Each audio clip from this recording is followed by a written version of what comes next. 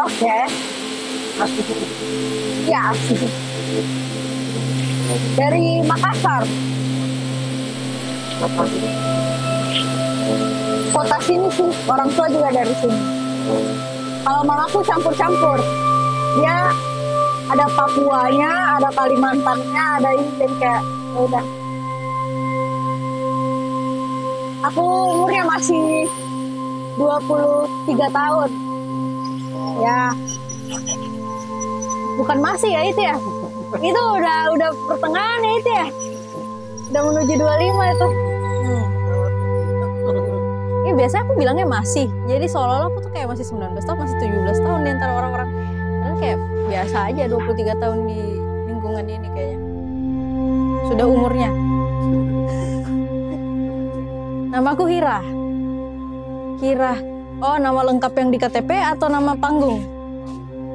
Nama panggung Hira Sanada. Nah, karena nama panjang aku kepanjangan. Atahira Sanada Nur Charmi Ahmad. Doanya banyak. Karena suka gambar, suka disuruh gambar rumah. Soalnya tontonnya papa banyak yang arsitek waktu aku di Surabaya dulu. Iya, nggak ada keluarga arsitek, cuman temennya papa. Itu dulu waktu tinggal di Surabaya, papa ngambil S2. Itu dia teknik kan, jadi kayak di Surabaya itu teman-temannya banyakan yang arsitek. Jadi ya udah sering disuruh gambar rumah, gambar ini, ketimbang gambar gunung sama sawah, aku gambarnya rumah sama umbul-umbul. Umbul. Yang warna-warni itu. Nggak tahu, suka aja. Suka sama bentuk-bentuk geometris.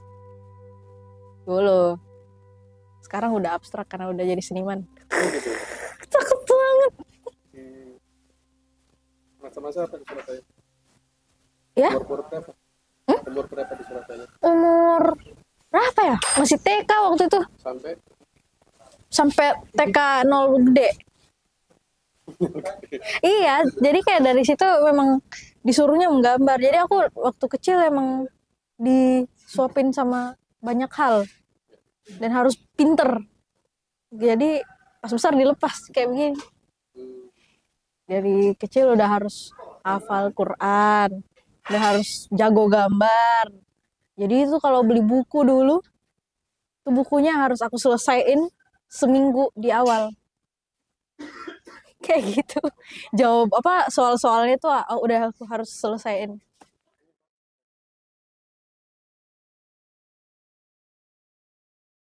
Tahun 2006, 2007. Segitu. Mulai SD di sini, SD negeri.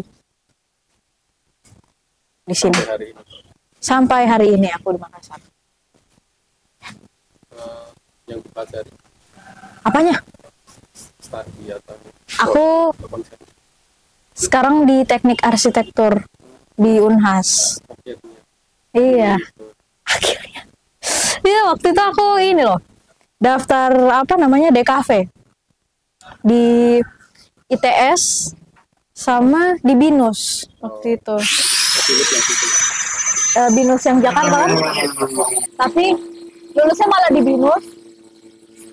Tapi karena waktu itu papaku belum kerja di Jakarta, jadi dibilangnya nggak usah di sana, pergaulannya nggak bagus. Itu pun aku lolosnya di situ pakai jalur prestasi, jalur bakat. Iya, karena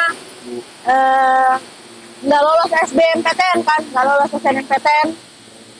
Jadinya aku kan main biola. Ya aku main biola. Jadi ya udah waktu itu disuruh main biola di depan rektor. Ya. Jadi lolos. Itu anugerah dari namaku. Iya, biola tuh dari 2008. SMA waktu itu aku sudah tidak ambisius lagi dalam pelajaran, jadi kayak aku main band. Iya karena sekolah aku tuh terkenal dengan pensinya. Kalau di sini ya SMA 1. Jadi kayak kalau perangkatan itu ada gengsinya tiap pensinya. Nah biasanya sama sekolah lain, ini sama antar angkatan. Antar angkatan malah. Jadi kan Pensi sendiri-sendiri. yang bikin pensi kan pasti yang kelas 3 ya, yang udah mau lulus. Terus kalau misalnya tahun ini pensinya kena 1 miliar misalnya pengeluarannya, ya nanti di bawahnya kayak 2 miliar apa gimana kayak gitu. Harus naik terus. Iya, karena aku tidak mampu membayar uang kontribusi dan sebagainya. Udah aku main band aja biar bisa kontribusi, bawain lagu orang sih dulu. Masih kayak nge-cover gitu kan. Sekarang udah punya lagu sendiri. Ya, sekarang sedang rebranding lah istilahnya. Dulu kan aku mulai berkarir di musik itu sebagai solois vokal dan biola. Itu 2019. Waktu itu kebetulan lagi datang ke sebuah pameran. Terus pameran itu kebetulan diadakan sama sebuah brand rokok. Terus dia bilangnya, terus temanku bilang, itu dia bisa main biola kak, gini. Pokoknya dikenalin sama teman-teman di situ. Aku bilang, oh kenapa nggak bikin lagu aja? Nah langsung besoknya bikin lagu. Tiba-tiba disuruh manggung, oh ternyata rame nih. Ada terus event-event waktu itu tahun 2019 memang lagi rame-ramenya gitu di sini. Pameran seni rupa. Tapi ini kan ada penampilan musiknya juga waktu itu. Jadi ya udah sekalian di situ diperkenalkan. Karena yang adain juga emang brand rokok itu. Nah, terus berlanjut sampai pas pandemi, kayak kita udah berpencar nih kayak teman-teman. Akhirnya mikirnya, aduh kalau bawa lagu slow kayaknya kurang nih. Kayak aku nggak merasa diriku ada di lagu-lagu slow, soalnya dari dulu kan nguliknya kayak lagu EDM, diakustikin kayak gitu-gitu. Sekarang rebrandingnya jadi ini semi progresif, dengernya Isyana kayak gitu-gitulah nanti. Lagunya tentang, nah kebetulan aku kan kemarin jadi talentnya Makassar Biennale kan, seniman di Makassar Biennale juga. Terus aku melukis, tapi lukisannya itu aku bikinin lagu juga. Nah jadi tahun ini lagunya bakal dipublish di Makassar Biennale juga. Nah jadi itu lagunya tentang ini, tentang pengobatan herbal, tapi di klasik semi progresif kan sedikit kayak gitu. Jadi karena emang orang-orang di rumah itu lebih demen pengobatan itu dari bahan-bahan alami, bahan natural kan. Iya, turun temurun, tapi dari mama doang. Kalau papa enggak. Herbalnya ini bawang putih. Semua iya dari nenek. Macam-macam. Jadi kayak kalau ada bintitan gitu di mata kan, itu bawang putih tuh iris dikit ujungnya, terus taruh kayak dioles gitu. Pedes sih pasti ya, tapi ya kayak gitulah. Tapi 1 hari doang itu, besoknya udah kempes. Nah terus habis itu aku kemarin sempat kena kanker payudara. Itu 2 minggu sembuh, alhamdulillah. Pakai ramuannya mama, ada bawang putih, ada kunyit, macam-macam deh dikasih masuk di situ. Pokoknya yang mamaku percaya aja tuh, kalau ada itu tanaman itu aman. Lebih ke feeling sih kalau mama. Kalau nenek mungkin masih ini ya, masih kayak wah ini bagus nih untuk ini. Kalau mama ya udah apa aja yang ada di pekarangan dia masukin aja tuh ke dalam blender. Yang penting percaya aja kan. Kayak gitu. Iya kayak gitu-gitulah. Iya dia kayak perawatan mukanya pun juga masih kayak pakai pomade, kayak pakai garam kayak gitu-gitu. Iya, aku lebih duluan seni rupa sih tertariknya. Lalu ke musik. Lukisan apa? Iya, lukisan. Lukisan Apa namanya ya? Kayak lebih ke mimpi. lebih ke apa ya, aku bukan mimpi sih, kayak Surrealis gitu. iya itu surrealis jatuhnya. Kalau di genre. Jadi ya, tapi ya sesuatu objek yang tidak terlalu jelas bentuknya, tapi nggak abstrak juga. Saya takut juga ya bilang-bilang kayak gitu ya, nanti pas dilihat. Gambarnya apa? Maksudnya lukis. Aku lebih sering suka gambar kayak tumbuhan gitu, tapi dicampur sama, entahlah, aku suka banget naga, karena naga tuh detailnya banyak, jadi kayak dicampur-campur, kayak gitu-gitulah. Nggak tahu, kayak gini-ginilah. Oh. Ini gede-gede juga ya? Iya, Oh, naganya ini ya? iya itu di bawah tuh kayak gitu-gitu. Aku suka kayak bikin lurik-lurik gitu. Ini nyala dia lukisannya. Lain. Kayak gini-gini nih, karakter-karakter gitu. Oh, ini lucu. Oke. Kayak barong yang banyak detail-detailnya aku suka. Munculnya dari mana nih? Kayak ini. Munculnya dipikir aja, terus aku sketching. Kan ini gambar dari apa namanya?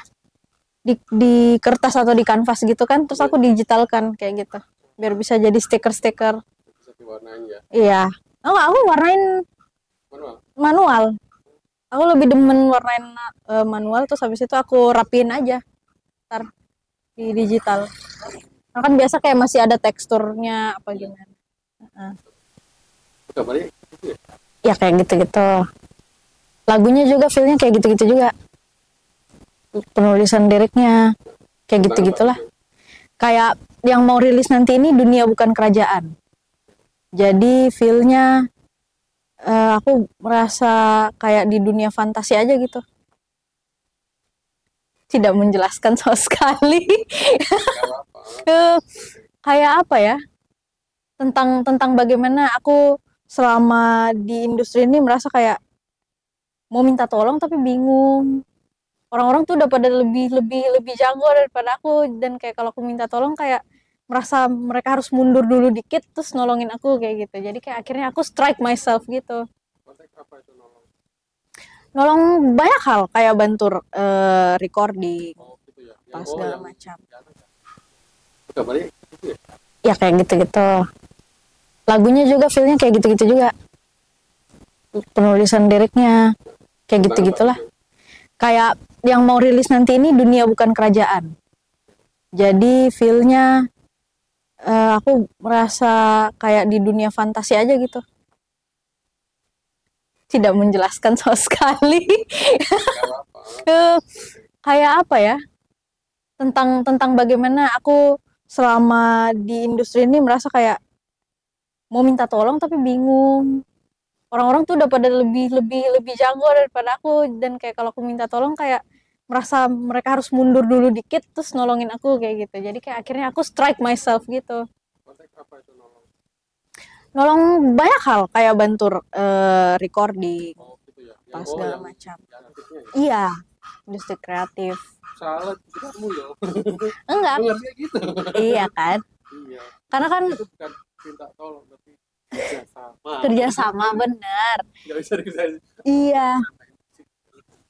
Iya, enggak, cuman waktu itu kayak aku merasa ya masih baru banget kan, tiba-tiba nih dimasukin ke industri, kayak aku nggak pernah merencanakan itu, terus kayak orang-orang apa? Iya, terjerumus kayak gitu kan, dan tiba-tiba jadi paling muda waktu itu. Jadi kayak mau kenalan sama orang bingung, pembahasannya udah lain. Ya waktu itu 19 kan. Orang-orang tuh udah pada kelar kuliah, udah ada yang menikah, udah ada yang ini. Jadi kayak memang kalau duduk tuh pembahasannya udah beda. Itu aku kaget. Pokoknya itu culture shock waktu itu. Iya kali ya. Cinta kali ya. Enggak, Kak Jimpe mah baru kenal dari 2021 itu. Aku nggak ada lagi. Aku nggak nongkrong banget anaknya. Kayak kemarin itu cuman apa ya, teman SMA kenalan sama ini sama ini sama ini, ayo kenalan, ayo kita kumpul kayak gitu aja. Tapi kayak nggak ada yang kayak ayo kita bikin apa yuk, karya apa yuk, atau bikin pameran yuk, enggak.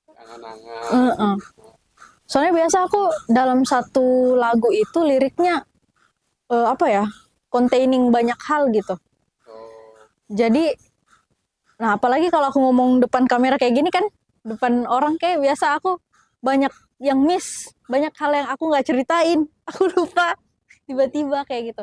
Jadi kayak dalam lagu Dunia Kerajaan, bukan kerajaan itu kayak aku cerita gimana aku jadi anak sulung, gimana aku ini, pokoknya tentang sendiri tapi dalam berbagai konteks aku masukinnya.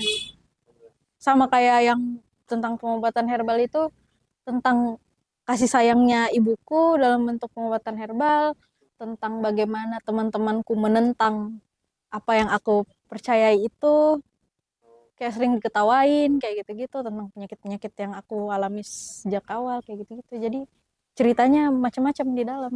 Itu yang bikin dia jadi progresif, kayak oh, pindah-pindah moodnya kayak gitu.